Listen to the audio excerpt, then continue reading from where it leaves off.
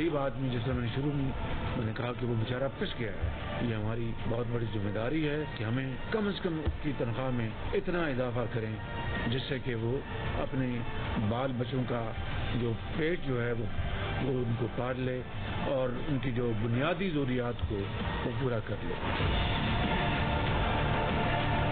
Retired لوگ inflation سے ان کی پینشنیں آدھی سے بھی کم ہو گئیں، ان کی تنخواہیں آدھی سے بھی کم ہو گئیں، تو اس لیے پینشنز کا ہمیں خیال کرنا ہے۔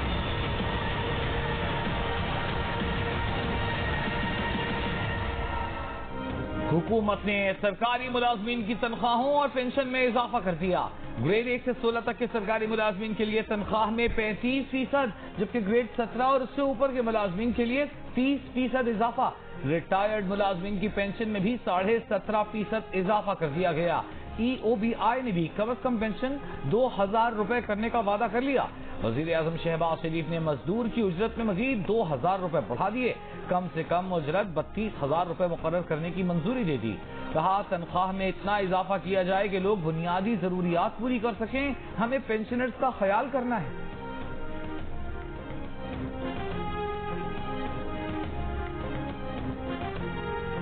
ٹیٹرا پیک دودھ، پیکٹ کی دہی، ڈبے میں بند مکھن اور پنیر مہنگے ہوں گے۔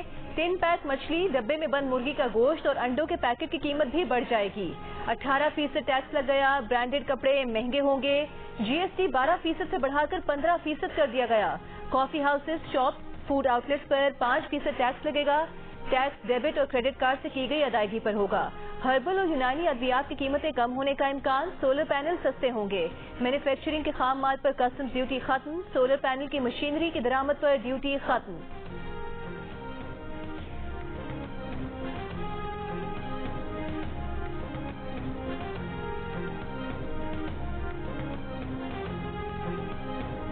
اگر کوئی نان فائلر بینک سے 50,000 روپے سے زائد رقم نکلوائے گا تو اس رقم پر 0.6% ود ہولڈنگ ٹیکس ادا کرے گا۔ بیرون ملک مقیم پاکستانی اگر پاکستان میں غیر منقولہ جائیداد خریدے گا تو اس پر موجود 2% ٹیکس اب نہیں لگے گا۔ اپنی ذاتی تعمیرات کرانے والے شخص کو 3 سال تک ٹیکس میں 10% چھوٹ ملے گی۔ تعمیرات کے شعبے سے منسلک افراد کے لیے ٹیکس کی شرح 10% ہوگی۔ لسٹڈ کمپنیز کا کم سے کم ٹیکس 1.5% سے کم کر کے 1% کر دیا گیا۔ 15 کروڑ سالانہ سے زائد کمانے والوں پر عائد سپر ٹیکس کے ریٹ بڑھائے جائیں گے۔ کریڈٹ کارڈ کے ذریعے غیر ملکی کرنسی بیرون ملک بھیجنے پر ود ہولڈنگ ٹیکس 1% سے بڑھا کر 5% کر دیا گیا۔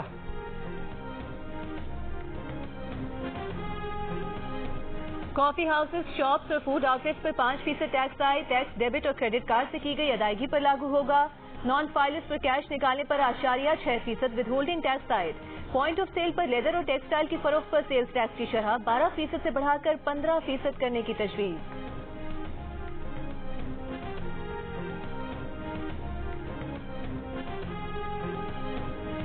IT ایکسپورٹرز کو $50,000 کے ہارڈ ویئر ڈیوٹی فری منگوانے کی اجازت ہوگی۔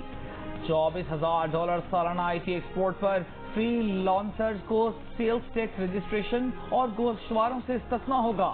IT سیکٹر کی ایکسپورٹ کو بڑھانے کے لیے 8.25% کی رعایتی شرح اگلے 3 سال تک برقرار رہے گی۔ اسلام آباد کی حدود میں IT سروسز پر سیلز ٹیکس کی شرح 15% سے کم کر کے 5% کر دی گئی۔ IT کے شعبوں میں سرمایہ کاری کو فروغ دینے کے لیے بینکوں کو قرض دینے پر 20% رعایتی ٹیکس دینے کی تجویز۔ IT کو ترقی دینے کے لیے SMEs کا درجہ دے دیا گیا۔ بے نظیر انکم سپورٹ پروگرام کے بجٹ کو 360 ارب روپے سے بڑھا کر 400 ارب کر دیا گیا۔ بہبود سیونگ سرٹیفکیٹ اور شہداء اکاؤنٹ میں رقم جمع کرانے کی حد 50 لاکھ روپے سے بڑھا کر 75 لاکھ روپے کر دی گئی۔ مقروض بیواؤں کے ذمہ ہاؤس بلڈنگ فائنانس کے 10 لاکھ روپے تک کے قرضے بھی حکومت ادا کرے گی۔ کراچی والوں کے لیے بجٹ میں خوشخبری۔ کراچی کو پانی فراہم کرنے کے لیے K4 منصوبے پر اگلے مالی سال میں 17.5 ارب روپے فراہم کیے جائیں گے۔ 2160 میگا واٹ کے داسو پاور پروجیکٹ کے لیے 59 ارب روپے کی رقم رکھ دی گئی۔ 1200 میگا واٹ کے جام شورو پاور پلانٹ کی تکمیل کے لیے 12 ارب روپے مختص۔ محمد ڈیم کی تکمیل کے لیے مزید 10.5 ارب روپے رکھے گئے۔ دیامت بھاشا ڈیم کے لیے اگلے سال صرف 20 ارب روپے بچ سکیں گے۔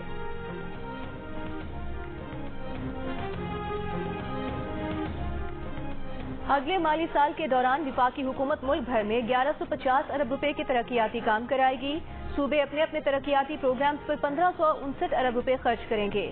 ٹرانسپورٹ کے شعبے اور سڑکوں کی تعمیر پر 267 ارب روپے صرف کیے جائیں گے۔ پانی کی فراہمی کے لیے 100 ارب روپے کی رقم مختص۔ بجلی اور گیس سمیت توانائی کے منصوبوں کے لیے 89 ارب روپے رکھ لیے گئے۔ خیبر پختونخوا میں ضم سابق فاٹا کے اضلاع کی ترقی کے لیے 57 ارب روپے کا خصوصی فنڈ ترقیاتی پروگرام میں شامل۔ آزاد کشمیر کے لیے 32.5 ارب روپے، گلگت بلتستان کے لیے 28.5 ارب روپے رکھ لیے گئے۔ تعلیم اور اعلیٰ تعلیم کے لیے 82 ارب روپے اور صحت کے شعبے کے لیے 26 ارب روپے مختص۔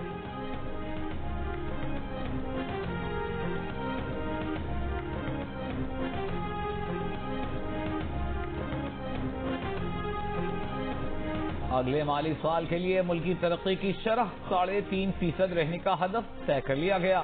مہنگائی کی شرح 21% تک رہنے کا تخمینہ، ملکی برآمدات کا ہدف 30 ارب ڈالر مقرر کر دیا گیا۔ بیرون ملک پاکستانیوں کی ترسیلات زر 33 ارب ڈالر رہنے کا ہدف۔ بجلی، گیس اور دیگر شعبوں کو سبسڈی دینے کے لیے 1074 ارب روپے مختص۔ جو 1 لاکھ ڈالر لائے گا اس سے آمدن کا نہیں پوچھا جائے گا۔ ڈالر باہر لے جانے کے لیے ڈیبٹ اور کریڈٹ کارڈ کے استعمال پر ٹیکس 1% سے بڑھا کر 5% کرنے کی تجویز۔ حکومت نے ڈالر اور غیر ملکی کرنسی کی ذخیرہ اندوزی پر قانون بنانے کا فیصلہ کر لیا۔ غیر ملکی کرنسی کی ذخیرہ اندوزی پر قید اور جرمانہ ہوگا۔ نئے قانون کا اطلاق غیر ملکی کرنسی کی ذخیرہ اندوزی کرنے والے اداروں اور افراد پر ہوگا۔ آف شور ڈیجیٹل خدمات پر ٹیکس 10 سے بڑھا کر 15% کرنے کی تجویز۔ سمندر پار پاکستانیوں کی کرائے کی آمدن اور پراپرٹی خریدنے پر ود ہولڈنگ ٹیکس کی شرح 2 سے کم کر کے 1% کرنے کی تجویز۔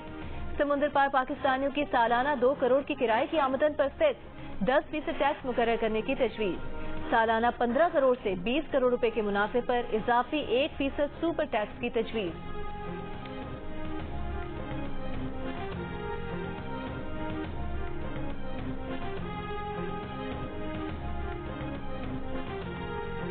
اب صرف ٹیکس دینا ہی کافی نہیں، وقت پر ٹیکس ریٹرن بھرنا بھی لازم۔ ٹیکس ریٹرن نہ بھرا تو جرمانہ، وقت پر نہ بھرا تو بھی جرمانہ۔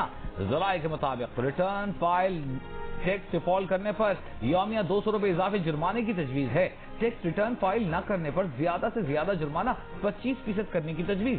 سیکشن 165 کے تحت ود ہولڈنگ اسٹیٹمنٹ فائل نہ کرنے پر 2000 روپے جرمانے کی تجویز بھی رکھی گئی ہے۔ IMF کی تمام جو ان کی شرائط ہیں ان کو من نہ صرف تسلیم کر لیا گیا ہے بلکہ ان کے اوپر پوری طرح ہم نے جو پرائر ایکشن جو ہیں ان کو ہم نے اس کے اوپر عمل درآمد کیا ہے۔ اب کوئی ایسی چیز باقی نہیں جو کہ اس میں رکاوٹ بن جائے۔ امید کی جانی چاہیے کہ تمام شرائط پوری کرنے کے بعد اسی ماہ IMF کا 9th ریویو مکمل ہو کر بورڈ سے اس کی منظوری لی جائے گی IMF کے۔ وفاقی کابینہ نے بجٹ تجاویز کی منظوری دے دی۔ وزیر اعظم شہباز شریف نے اسی ماہ IMF سے معاہدے کی امید کا اظہار کر دیا۔ کہا IMF کی تمام شرائط کو نہ صرف جوں کا توں مان لیا گیا بلکہ ان پر ترجیحی بنیادوں پر عمل بھی شروع کر دیا گیا ہے۔ اب کوئی ایسی چیز نہیں جو IMF سے معاہدے میں رکاوٹ بنے۔ معیشت کا پہیہ سیاسی استحکام سے جڑا ہے۔ پچھلی حکومت نے معیشت کا جنازہ نکال دیا۔ جتھے بندی سے ملک میں سیاسی طوفان آیا جس نے معاشی پہیے کو جام کر دیا۔ سیاسی استحکام لائیں گے تو معاملہ آگے چلے گا۔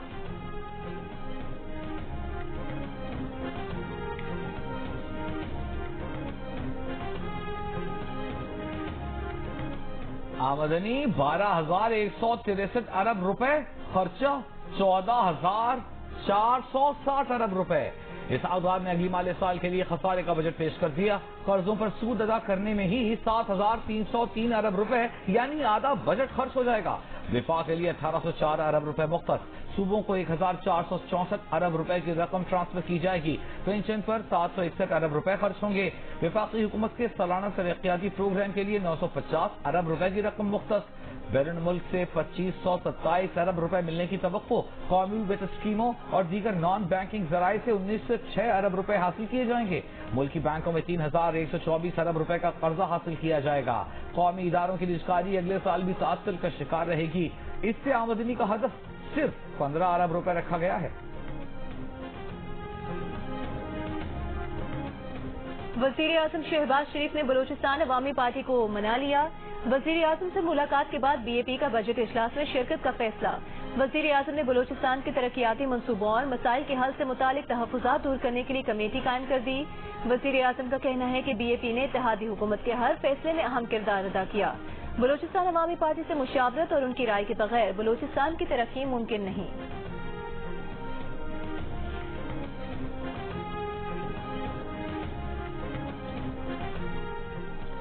पनामा केस में एक खानदान को अलग करके केस चलाया गया। एक ही शख्स की नाअहली के लिए दरखास्त दायर की गई। कुछ कहना नहीं चाहते, लेकिन ये कुछ और ही मामला है। पनामा पेपर्स में 436 पाकिस्तानियों के खिलाफ तहकीकात पर समाअत के दौरान सुप्रीम कोर्ट के जज जस्टिस सरदार तारिक मसूद के रिमार्क। कहा, पनामा पेपर्स में अगर अवामी पैसे का मामला है तो उनको तब ख्याल क्यों नहीं आया जब पनामा केस में 24 समाअतों के बाद जमात इस्लामी ने अपना केस अलग करा लिया था। FBR, FIA, नैब और स्टेट बैंक मौजूद हैं। क्या रियासती इदारों को बंद करके सारे काम सुप्रीम कोर्ट से ही करा लें? जस्टिस अमीनुद्दीन खान ने कहा कि यहाँ बैठकर बहुत सी बातें करने को दिल चाहता है, मगर कह नहीं सकते। सुप्रीम कोर्ट ने जमात इस्लामी से पनामा पेपर्स में नामजद 436 अफराद के खिलाफ JIT बनाने पर जवाब तलब कर लिया।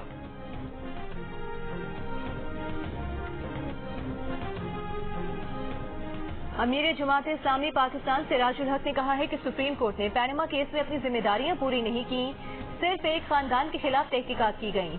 435 अफराद का केस गुज़िश्ता 7 साल से नहीं सुना जा रहा। सुप्रीम कोर्ट के बाहर सहाफियों से गुफ्तगू में सिराजुल हक ने कहा कि पनामा बेंच में शामिल 2 जजेस बाद में चीफ जस्टिस भी बने, फिर भी उन्होंने 435 अफराद के खिलाफ कार्रवाई नहीं की।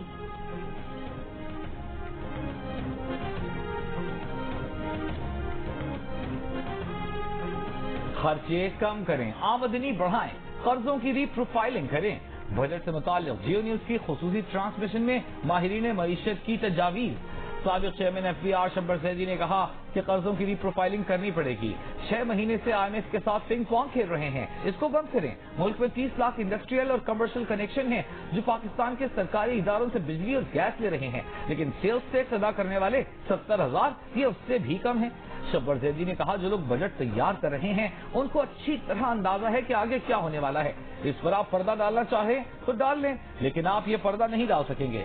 माहिर मईशत खाकान नजीर ने कहा कि टैक्स पर बात होती है लेकिन अखराजात पर बात नहीं होती। हक़ाइक़ पर मबनी बात न हो तो 1 साल बाद नंबर्स देखकर सब हैरान हो जाएंगे। साबिक सदर KCCI अंजद निसार बोले, बहुत मुश्किल है कि हम 9,200 अरब का हदफ हासिल कर सकें। अगर हासिल भी कर लें तो वो कर्जों की अदाई में चला जाएगा। मुआशी तज्जियाकार मोहम्मद सुहेल ने कहा, बदकिस्मती से ये एक नॉर्मल बजट पेश होने जा रहा है। सबसे बड़ा मसला $22 बिलियन की अदाई का है। $22 बिलियन की पेमेंट कैसे होगी? अगर उसकी पेमेंट ना हुई तो करेंसी मजीद गिर जाएगी। माहिर टैक्स उमूर जिशान मर्चेंट का कहना था कि जितने टैक्स ये लगा सकते थे लगा चुके, अब मजीद की गुंजाइश नहीं।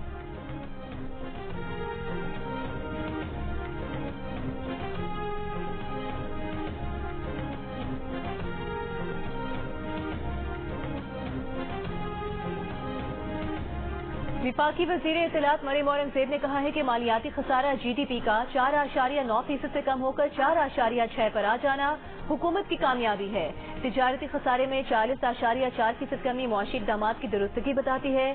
तिजारती खसारा 43.4 अरब डॉलर से कम होकर 25.8 अरब डॉलर होना बेहतरी का आगाज है। दरामदाद में 29.2% कमी के मईशत पर मुस्बत असरात होंगे। मरियम औरंगज़ेब ने मजीद कहा कि 5E फ्रेमवर्क मुआशी तरक्की का गेम चेंजर साबित होगा। PTI के रहनुमा फारूक हबीब ने कहा है कि कौमी इक़्तिसादी सर्वे के मुताबिक मजमूई तरक्की के अहदाफ मनफी रहे। हुकूमत की 1 साला कारकर्दगी में मुल्क कई दहाइयां पीछे चला गया।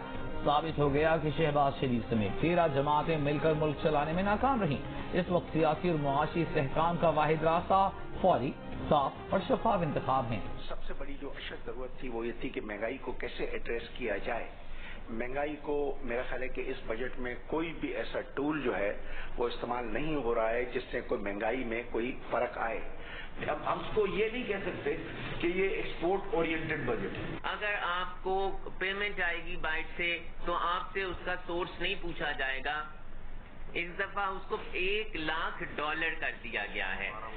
تھوڑا سا پرابلمز آنے کا خدشہ ہے وہ ہے انفلیشن بڑھنے کا، کیونکہ جب 30% اور 35% انکریز دیا ہے، یہ انہاک الاؤنس دے دیا ہے، اس سے ایک پرابلم آنے کا خدشہ ہے کہ جی انفلیشن بڑھ جائے گی مارکیٹ میں۔ جو گورنمنٹ نے بجٹ دیا ہے یہ بڑا متوازن بجٹ دیا ہے۔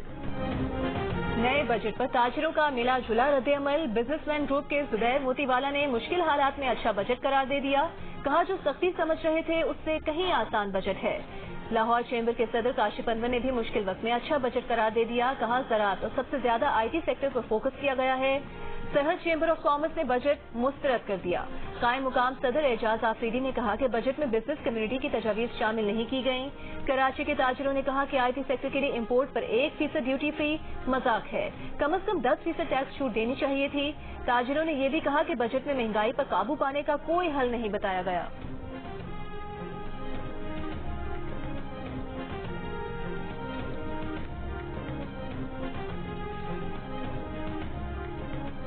اپنی جماعت میں لانے کے لیے جہانگیر ترین نے پرویز خٹک سے معاملات طے کر لیے۔ ذرائع کے مطابق پرویز خٹک ساتھیوں سمیت استحکام پاکستان پارٹی میں شامل ہوں گے۔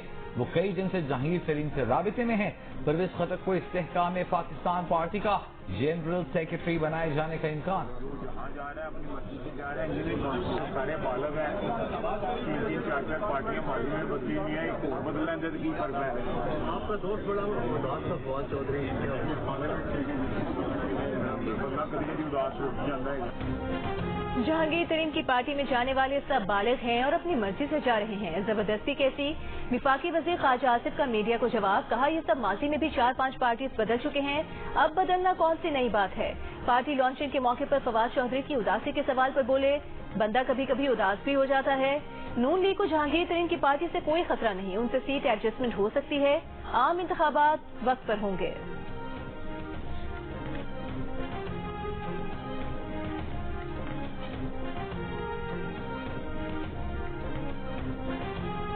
PTI رہنما علی محمد خان پھر گرفتار۔ مردان ATC سے رہائی کے بعد اینٹی کرپشن پولیس نے مقدمے میں گرفتار کر لیا۔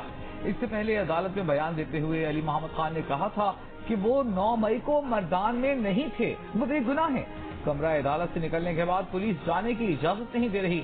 علی محمد خان کو گزشتہ روز پشاور جیل سے رہائی کے بعد مردان پولیس نے 9 مئی کے واقعات میں درج FIR میں گرفتار کیا تھا۔ علی محمد خان کو 5ویں مرتبہ گرفتار کیا گیا ہے۔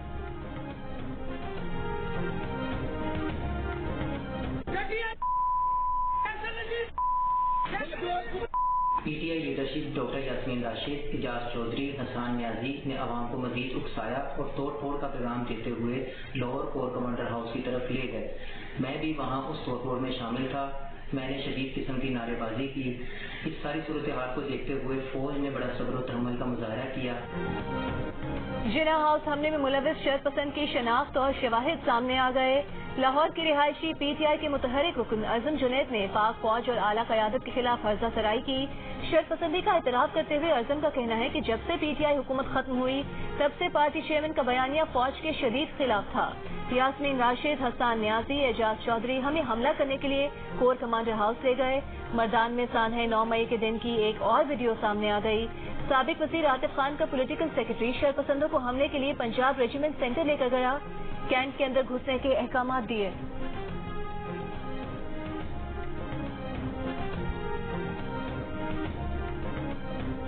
بہت زیادہ دکھ ہوا ہے، بہت تکلیف ہوئی ہے ہمارے جیسے لوگوں کو، جن کے پیارے اس میں کسی کا نیچرلی کسی کا بھائی ہے، کسی کا بیٹا ہے، کسی کا فادر ہے جو شہید ہو گئے ہیں، تو ان کے جذبات جو ہے وہ بہت مجروح ہوئے ہیں۔ سانحہ 9 مئی کو 1 مہینہ مکمل، شہداء کے خاندانوں کے زخم آج بھی تازہ۔ میجر علی سلمان شہید کی والدہ کہتی ہیں ہر شہید نے اس ملک کے لیے اپنا خون دیا، کیا ہم اس خون کا مان رکھ سکے؟ 9 مئی کے واقعات سے ہمارے جذبات مجروح ہوئے، گھناؤنے عمل میں ملوث لوگوں کو سزا ضرور ملنی چاہیے۔ سابق فوجی افسران کے وقت کا جناح ہاؤس کا دورہ، عبداللہ حمید گل کی میڈیا سے گفتگو کرتے ہوئے کہنا تھا کہ وہ یہاں رہ چکے ہیں، یہاں بچپن کی یادیں ہیں۔ آج جناح ہاؤس کو دیکھ کر دل پاش پاش ہو گیا۔ ہم وعدہ کرتے ہیں کہ نفرت کو پروان چڑھنے نہیں دیں گے۔ کرنل ریٹائرڈ رانا جاوید مشتبہ نے کہا کہ 9 مئی کے واقعات سے شہداء کے لواحقین کا دل ٹوٹا ہے. جو تاثر پیدا کیا گیا کہ فوج کے اندر تقسیم ہے یہ بالکل غلط ہے. پاکستانی عوام اور فوج متحد ہیں.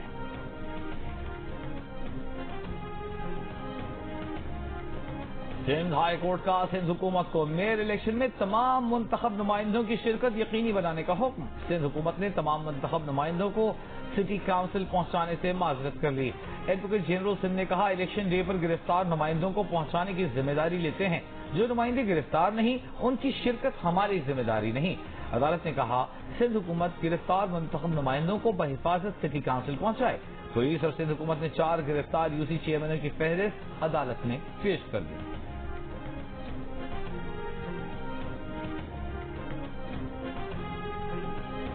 Human rights commission of Pakistan نے Dow university of health sciences کی جانب سے طلبہ کی ٹیوشن فیس راتوں رات دگنی کرنے کا فیصلہ واپس لینے کا مطالبہ کر دیا.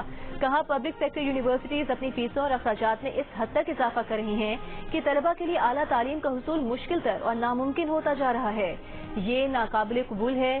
یونیورسٹی انتظامیہ کو اپنا یہ فیصلہ واپس لینا چاہیے.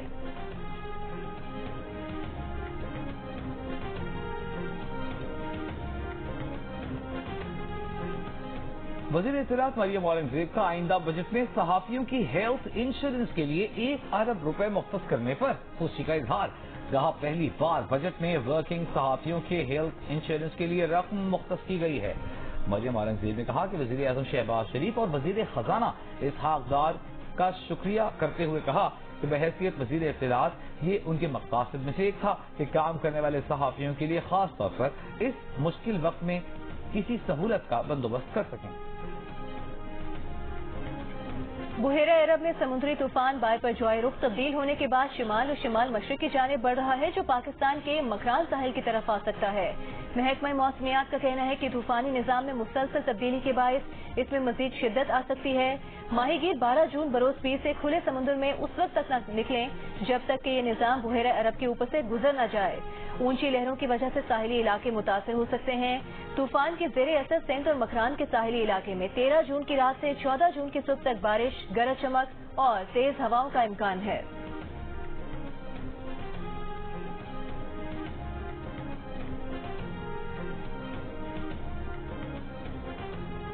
امریکہ جلد ختم نہ ہونے والے کسی تنازع میں فریق نہیں بننا چاہتا. امریکی وزیر خارجہ اینٹونی بلنکن کا پاکستانی حکمرانوں سے تعلقات میں توازن پر زور. 60 سے زائد امریکی قانون سازوں کے خط کے جواب میں کہا ہے شہری حقوق کا احترام کرنے والا خوشحال جمہوری پاکستان امریکی مفادات کے لیے اہم ہے. جمہوری اصولوں اور قانون کی حکمرانی سب کے لیے یکساں رکھنے کی حمایت کرتے ہیں. امریکی محکمہ خارجہ حکومت پاکستان اور دیگر اسٹیک ہولڈر سے قریبی روابط برقرار رکھتا ہے. 60 سے زائد امریکی قانون سازوں نے اینٹونی بلنکن کو 16 مئی کو خط بھیجا تھا جس میں پاکستان میں جمہوریت اور بنیادی انسانی حقوق کے تحفظ پر زور دیا گیا تھا.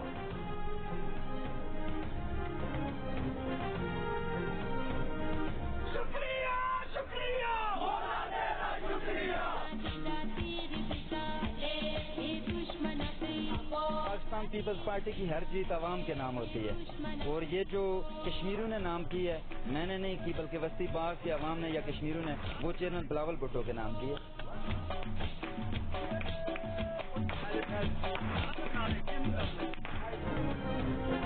سانحہ 9 مئی کے بعد پہلا انتخابی نتیجہ آزاد کشمیر میں پی ٹی آئی کی بری طرح شکست.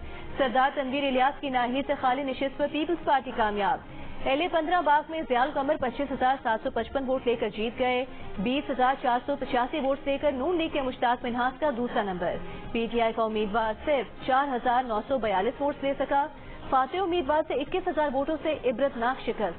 ضیاء القمر کہتے ہیں کہ کامیابی پیپلز پارٹی اور خاص طور پر بلاول بھٹو کی کشمیر پالیسی پر اعتماد کا اظہار ہے. پاکستان، افغانستان، ایران سمیت کئی ملکوں میں بڑے دہشت گرد حملوں کا ماسٹر مائنڈ عالمی دہشت گرد افغانستان میں مارا گیا. کنڑ میں ہلاک ثناء اللہ غفاری، پستفانی بازار پشاور. کابل میں پاکستانی سفارت خانے، مزار شریف میں مسجد اور ایران میں شاہ چراغ مزار دھماکے سمیت ازبکستان اور تاجکستان میں بھی بے شمار حملوں کا ہیڈ آف آپریشن تھا. ثناء اللہ غفاری اپریل 2020 سے اسلامک اسٹیٹ خراسان صوبے کا سرغنہ تھا. دسمبر 2021 میں اقوام متحدہ، امریکہ، یورپین یونین عالمی دہشت گرد قرار دیتے ہوئے اس کے سر پر $1 کروڑ کا انعام مقرر کر چکے۔ ثناء اللہ غفاری کا تعلق افغانستان کے شہر کابل سے تھا۔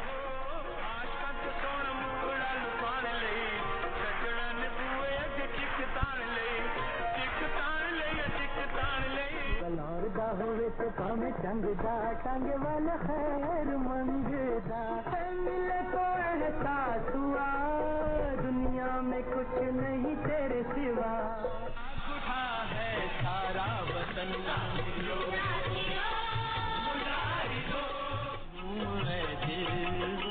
میرا جان بہار آئے گا تم ہی ہو محبوب میرے میں کیوں نہ تم پیار کروں۔ مدھر آواز، گیت یادگار، مقبولیت آج بھی برقرار۔ گلوکار مسعود رانا کے چاہنے والے ان کا یوم پیدائش نہیں بھولے۔ منصور اختر کی آپ پہ نظر پڑی اور کلب میں آپ کے ساتھ وہ آپ کو لے کر گئے کلب، انہوں نے بولا کہ آپ سائڈ میں آ جاؤ بیٹا۔ پہلے تو انکل امی نے منع کیا اس طرح، پہلے تو بالکل ایسے ہی ہے، پہلے تو کراچی والا بچہ تھا، کراچی میں تو ایسا ہوتا ہے بھائی، ہاں کراچی میں تو ایسا ہوتا ہے، پہلے تو میرے کو یہ سائڈ میں کیوں لے کے جا رہے ہیں سر، یہی بات کر لیتے، ہاں انہوں نے کہا بیٹا سائڈ میں آ جاؤ کرکٹ کی بات کرنی ہے، میں نے کہا چلو پھر ٹھیک ہے، تو آج بھی کرکٹ کی بات۔ اور منصور اختر نے رومان رئیس کو سائڈ پر کیوں کھڑا کر دیا؟ اگر موقع ملے تو کیا رومان رئیس دوسری شادی کریں گے؟ تابش ہاشمی کے مزیدار سوالات، رومان رئیس کے دلچسپ جوابات جاننے کے لیے دیکھیے ہنسنا منع ہے، آج رات 11:05 پر صرف جیو نیوز پر۔